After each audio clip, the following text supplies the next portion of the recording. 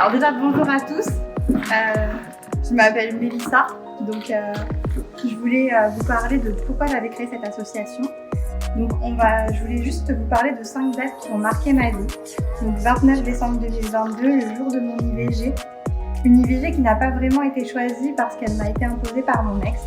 Une IVG où on m'a dit que la douleur que je ressentais était égale à une gastro.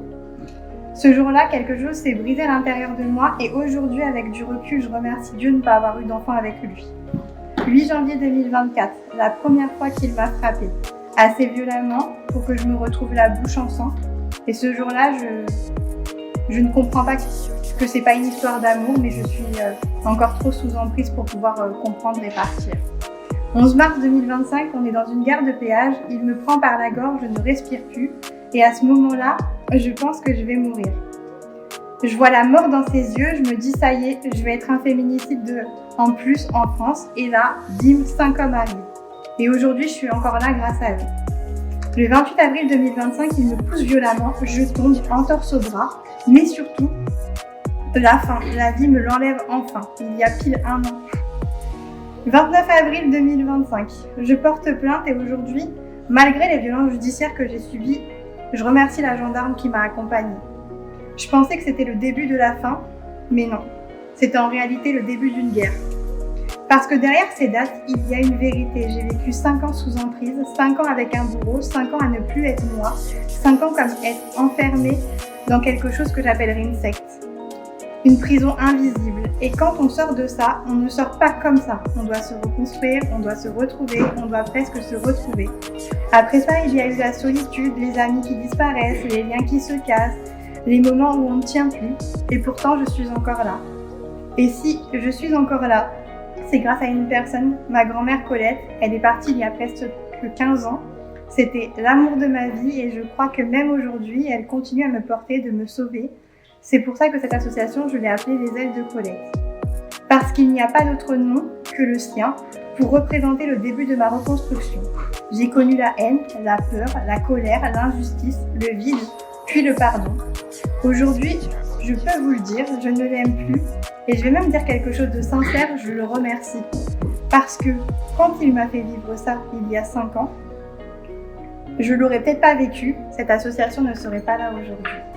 Aujourd'hui, on est le 27 avril 2026, pile 1 an après la fin de cette histoire et j'ouvre les ailes de Colette. Et quand je regarde en arrière, je vois mon chemin, ma transformation et la femme que je deviens. Je suis pas là pour raconter une histoire triste, je suis là pour une chose, parce qu'on peut être détruite 1000 fois et malgré tout, avoir le pouvoir de se reconstruire et surtout, on ne devrait jamais avoir à le faire seul. C'est pour ça que j'ai créé cette association et du coup avec des bénévoles incroyables qui m'accompagnent. Oh, merci, j'ai déjà la larme à l'œil. Et ça va, il n'y a pas que moi, alors ça passe. Bon bah ça fait écho, voilà. Donc moi je suis Bettina et donc je serai vice-présidente dans l'association. Aujourd'hui, moi je suis praticienne en libération émotionnelle, mais avant j'étais aussi dans cette relation toxique et d'emprise qui a duré 7 ans. J'en suis sortie, j'en suis guérie, mais ça va faire maintenant 10 ans, mais ça me fait toujours monter la larme à l'œil. Grâce à cette relation, comme elle dit, avec le temps, on dit merci à notre, on va dire à notre manipulateur, à notre bourreau, comme on veut l'appeler. Mais grâce à lui, voilà, je suis devenue celle que je suis aujourd'hui. J'accompagne en séance, et puis, c'est un accomplissement pour moi, vraiment, de venir dans cette association. C'est vraiment de se dire qu'au final, ce qu'on a vécu servira à d'autres. Puisqu'on a vécu leur souffrance, on est passé par là et je pense que c'est la meilleure façon d'aider. Donc vraiment c'est une association de cœur, parce qu'il y a la bienveillance, parce qu'il y a le non-jugement, parce qu'on est tout authentique, on a tous une histoire et on va la donner, on va la partager et on va vous accompagner au mieux pour ça. Donc je dis merci à Mélissa, merci aux filles, parce que je pense que ça va être une aventure humaine formidable. Et je pense que l'être humain est fait pour ça, pour vivre et faire profiter son expérience au plus. Parce que je pense qu'on est là pour ça, enfin en tout cas moi je le suis. Donc voilà, j'espère que vous serez là et on sera là pour vous. Totalement ce que tu dis. Donc moi c'est Eva, j'ai 37 ans, Je suis très contente aujourd'hui et je remercie aussi Mélissa et d'ailleurs toutes les personnes qui vont être là, les bénévoles, pour cette opportunité qu'on a aujourd'hui d'être dans cette association, puisque moi ça fait aussi sens et écho à ce que j'ai vécu. Il y a quelques années en arrière, je dirais bien il y a 10 ans maintenant, parce que j'ai 37 ans mais j'ai vécu l'emprise psychologique et les violences conjugales de mes 16 ans jusqu'à mes 30 ans. Donc en fait, voilà, quand j'en suis sortie, j'ai voulu absolument faire quelque chose et j'ai décidé, donc il y a 2 ans, de devenir coach en relation et notamment plus spécialisée dans les relations toxiques et d'emprise pour aider les femmes et les hommes qui traversent ça, comme je l'ai traversé. Comme l'expliquait Bettina justement, ça vient aussi de ce qu'on a vécu, du schéma familial, de nos parents, de ce qu'on a entendu, de ce qu'on a vu. Pas forcément même que des parents, ça peut être aussi des gens qui ont fait notre construction. Et c'est important de le comprendre, c'est tout un mécanisme qui se met en place. Et moi, j'ai inventé des exercices pratiques pour comprendre ce mécanisme en fait, qui se met en place et comment on tombe dedans. Donc aujourd'hui, je suis très contente de pouvoir faire partie de cette association et de pouvoir aider des personnes qui en ont besoin. Et j'espère qu'on aidera un maximum de victimes.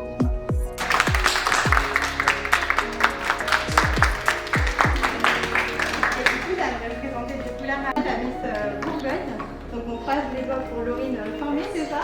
C'est ça. Et donc pour représenter l'association. Moi, je serai là donc, avec Eva le lundi, enfin avec les autres bénévoles, mais aussi on animera donc des groupes de parole qui dureront 1 heure et demie. On essaiera de suivre les thèmes, comme ça ils ne sont jamais les mêmes, peut-être les 15 jours, on va être d'accord, c'est ça. C'est ça. Et moi, donc en séance de libération émotionnelle, je serai normalement à la mairie le mardi matin, voilà, pour vous accompagner en séance. Alors elles sont peut-être plus courtes que celles que je fais moi en cabinet, mais en tous les cas, sur le même principe, sur la libération émotionnelle, pour pouvoir un peu évacuer toutes ces charges émotionnelles liées aux événements survenus, aux traumatismes douloureux et qui sont encore là, présents. Donc pour nous enlever toutes nos peurs et puis reconstruire surtout les prises de conscience, elles sont importantes. Donc voilà. Et ensuite, les ateliers bien-être quand ça va se peaufiner, quand on aura une bénévole et puis voilà, c'est déjà bien. Déjà on commence. Voilà, c'est voilà.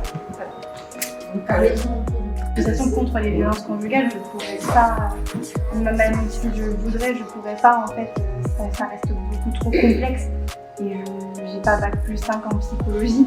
Donc je regroupe vraiment mon expérience sur tous ce type de relations. Parce que on peut avoir une relation d'emprise et avoir des bleus dans le cerveau et pas des bleus sur le corps.